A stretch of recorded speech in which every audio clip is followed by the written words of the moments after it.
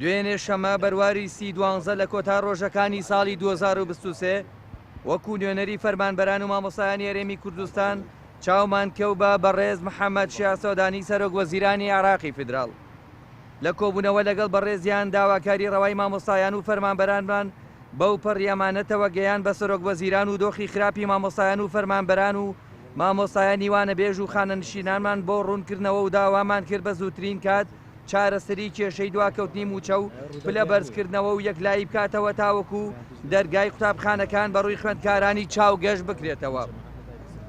هاوکات موچە بە نیشتیمانی بکرێت و بگوازرێتەوە سەر عێراق. موچەی خانەنشینی هەرێما و تا بکرێ بە عێراق هاوڵاتیان هەرێمی کوردستانیش وەکو ناوچەکانی خوار و ناوەڕاستی عێراق سودمەند بن لە خزمەتگوزاری بانکی و خزمەتگوزاریەکانی دیکەی حکوومەتی عێراق.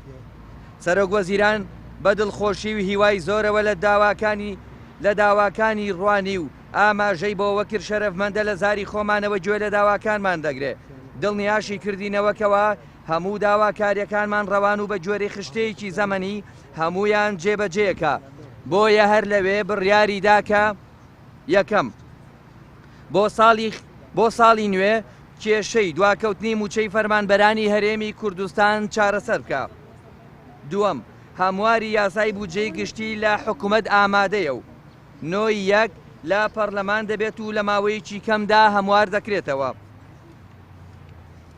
سێەم مامەڵەی یەکسان لەگەڵ فەرمانبەرانی سەرجەم پارێزگاکانەکە. چوارەم لقی بانکی ڕەشید و ڕافیدەین لە هەرێمی کوردستان دەکاتەوە. پێنجەم فشار دەکاتە سەر هەرێمی کوردستان بۆ پلەبەرزکردنەوەی فەرمانبەران و دامەزراندنی مامۆستایانی وانەبێژ. شەشەم چارەسەرکردنی بابەتی جیاوازەی نرخی سوتەمەنیەکان و بەشە خۆراکی هاوڵاتیان لە نێوان پارێزگاکانی هەرێمی کوردستان و عێراقدا.